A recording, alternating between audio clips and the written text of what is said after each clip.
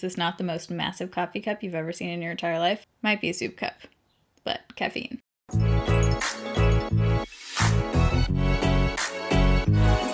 Welcome back to Foundation Friday. This is where I do a base-related video, first impression, routine, foundation, concealer, whatever it is, every single Friday on my channel, 6 p.m. Pacific time. As you can see from the title of the video, I discovered a combination of products that gives you a glow without transferring at all, and it has a powder finish. So if you're someone who either has oily skin and you felt like you could never achieve the glowy look, or if you really like the glowy look but you don't like how typically those kind of looks are kind of more creamy and transfer, then here's a look for you that doesn't transfer at all and that has a powder finish. So right at the beginning, just to show you this is legit, I'm going to take a white t-shirt again. I already did this at the end of the video. We are going to press nothing on. Press nothing on. Fully transfer proof. I actually kind of accidentally stumbled upon this myself because I was doing this and then I was trying to change shirts. I kind of pulled my shirt over my face and I thought for sure I was going to have my foundation all messed up and there was going to be a foundation on the shirt, and I was totally shocked that neither of those two things happened. And I posted about it on Instagram stories that I found this method a couple months ago now, and since then I've been really trying different combos of things and perfecting this routine so that I can do this video. So I'm excited to share this one with you guys. I hope you enjoy it. If you do while you're watching, you can give this a thumbs up. If you're new here, I upload every Monday, Wednesday, Friday, 6 p.m. Pacific time. Let's get into the foundation routine. All right, we are zoomed in. I'm going to clip back my hair. I try to waver. Can't tell how I feel about it. Feel like I could get the same result from braiding my hair, but all right, so a lot of the times if you're doing a glowy look and the foundation and powder, everything that you're using is glowy, it's kind of nice to start out with a base that's either more neutral or more on the matte side, depending on your skin type, just because if you're adding a ton of glow in every single step, it can kind of get overboard. And I'm also using a primer that's just gonna kind of hold everything on and is a bit gripping. So this is the e.l.f. Matte Putty Primer. I do like this one better than the Poreless Putty Primer. My skin now is more on the normal side. I do get dryness, but I would say it's definitely more normal than it has been.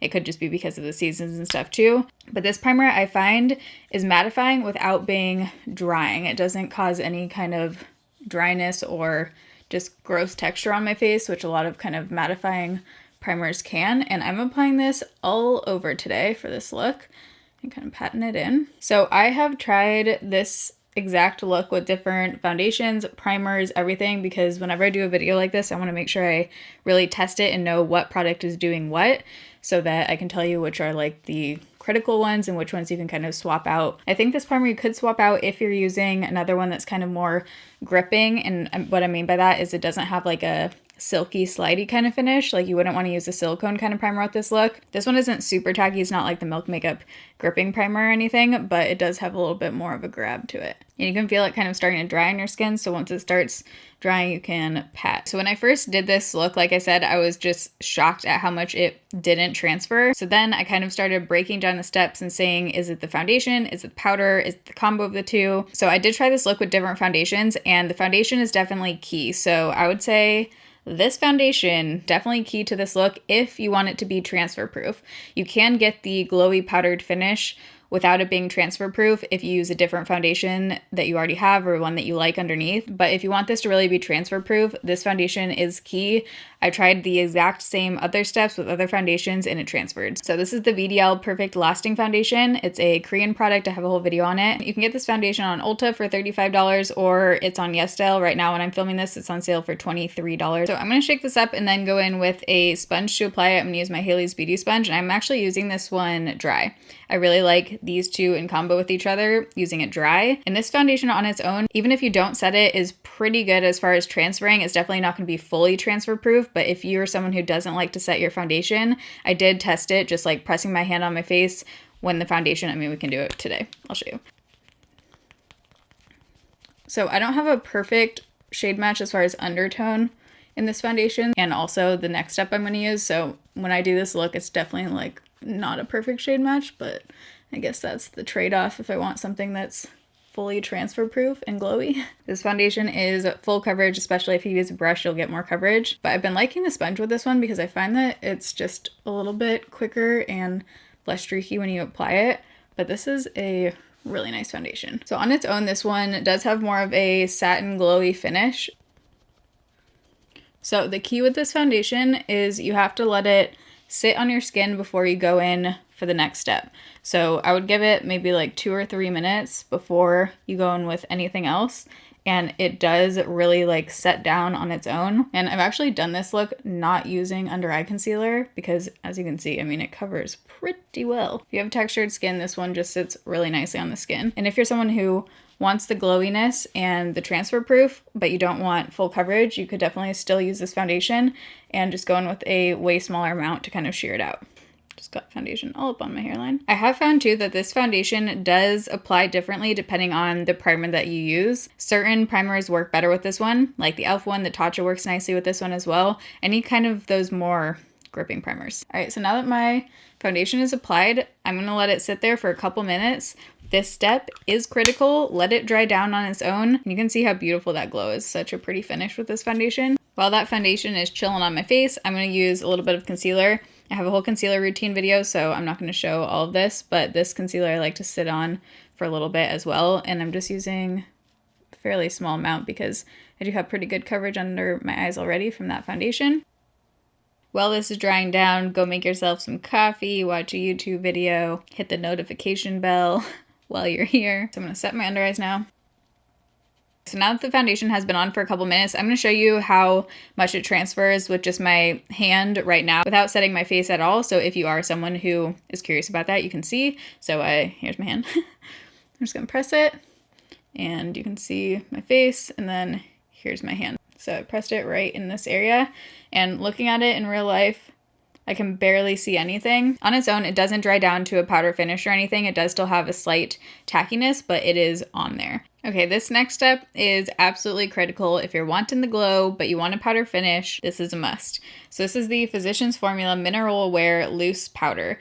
Why am I choking on nothing? So I have the lightest shade, which is Translucent Light. The color is definitely off for me. It's a little bit too yellow. I also have the shade up, which is Creamy Natural, and that one is way too dark on my skin tone, so I don't have a perfect shade match. Ulta, for whatever reason, only carries 2 shades of this, the 2 lightest shades. However, if you go on Physicians Formula's website, it comes in 7 shades. You know, still not great for a powder foundation. I would call this one a powder foundation, not a translucent powder. It's definitely not translucent, so I really wish they would come out with more shades of this. But the darkest shade is Deep Cocoa, and then the lightest one is what I have. So on Physicians Formula website, this powder doesn't get good reviews, I think because there's a really specific way that I found that I like to use this. It is a powder where the brush and the way you apply it and everything does make a difference. It's a talc-free, paraben-free loose powder. On the website, it says sheer to medium coverage. This is definitely not sheer coverage. I would say this is definitely closer to medium, high medium coverage. It has a decent amount of coverage. Delivers an impeccable, soft satin finish. Yes.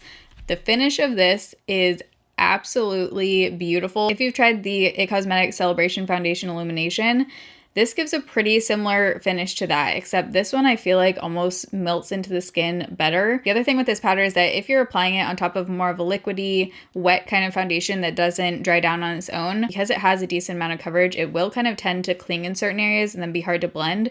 So just keep that in mind if you're going to be using this with other foundations. I do think it tends to work better with foundations that set down a bit on their own first. Powder brush. Milani powder bronzer brush. It has such a nice density to it, especially if you're trying to get coverage out of a powder. This is the way to go. It's super soft too. So I just like to tap some out into the lid of this. I absolutely despise using loose powders because they are so messy. And you want to start with a pretty small amount with this because it does have coverage. So I'm just starting out with about that much. So I'm just going to put my brush directly in here, kind of blend it in, make sure it's worked into the brush really well, kind of like what they tell you to do with the Bare Minerals powder. And then I'm going to start tapping. So I'm pressing this into the skin. If you blend and go like this, it's just going to kind of lift everything up. We're trying to get it very set.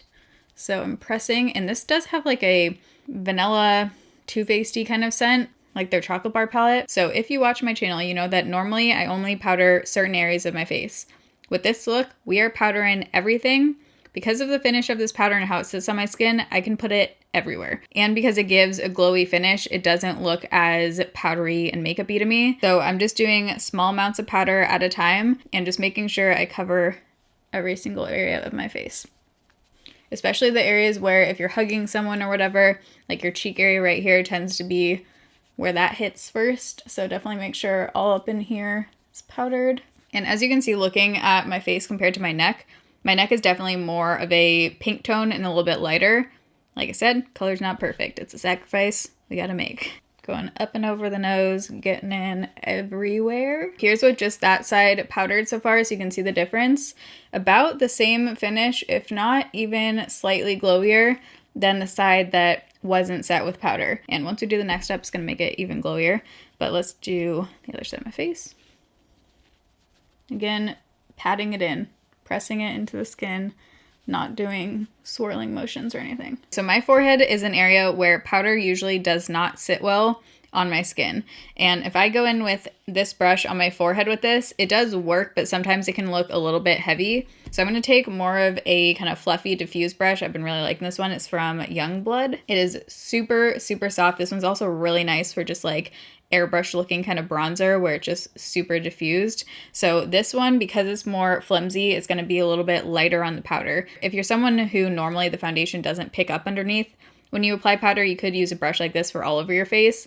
I just prefer to use this when using powder anywhere I want kind of more coverage. And I do still need to set every ounce of skin, every area on my forehead. I'm just doing a lighter kind of dusting up here, and still I'm pressing, I'm not blending. So you can see how glowy my forehead still is. I still have an overall kind of satin finish. Before we do the next step, I'm going to put on brows. Okay, so I decided we actually might as well just go ahead and do blush, bronzer, and highlight on camera, and then we'll do the last step. So I'm going to use the Maybelline City Bronzer today, and let's just use that same brush that I used for powder.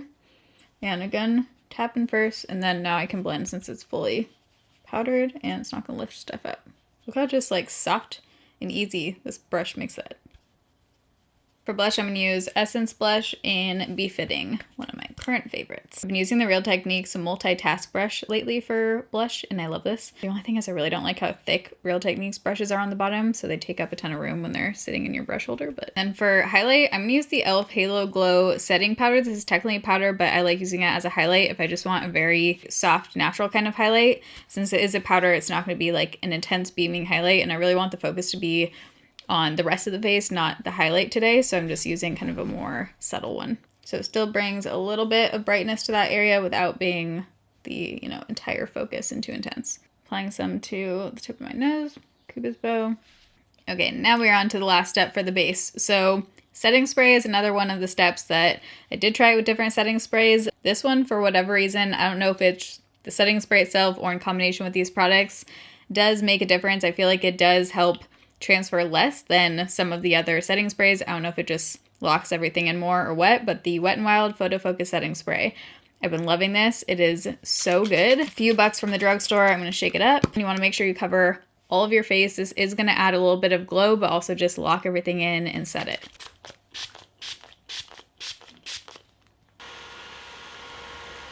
But as you can see, I added some glow, not too much. I don't feel like it's glow overkill. Don't touch your face right after you do that. Let it fully dry down again for a couple minutes. So I'm going to do my eye makeup, and then I will be right back, and we're going to do the transfer proof test so I can show you guys how friggin' crazy this is that I have a powder finish right now, but my face is super glowy and it's not going to transfer. So I'll be right back. All right, so the rest of my makeup is on. I've been so into like neon eyeshadow, neon liner.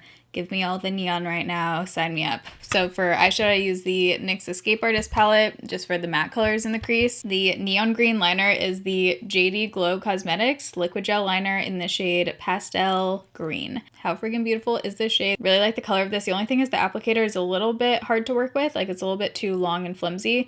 So I just used another brush and went in and kind of like layered it. And then that's how I got the kind of like wing look. So just FYI if you're gonna try this. And then for lipstick, I just used Kokie Warm Nude Liner with NARS Belle de Jour. I forgot how friggin' beautiful Belle de Jour is. I used to use that all the time. So now that everything is on, the setting spray has fully set, my face has fully set, we're gonna do a white shirt test. I'm gonna show you how this is transfer proof on a white shirt. All right, here we have the shirt. And let's go in. Nothing. Nothing. Nothing. Should we keep going? Nothing.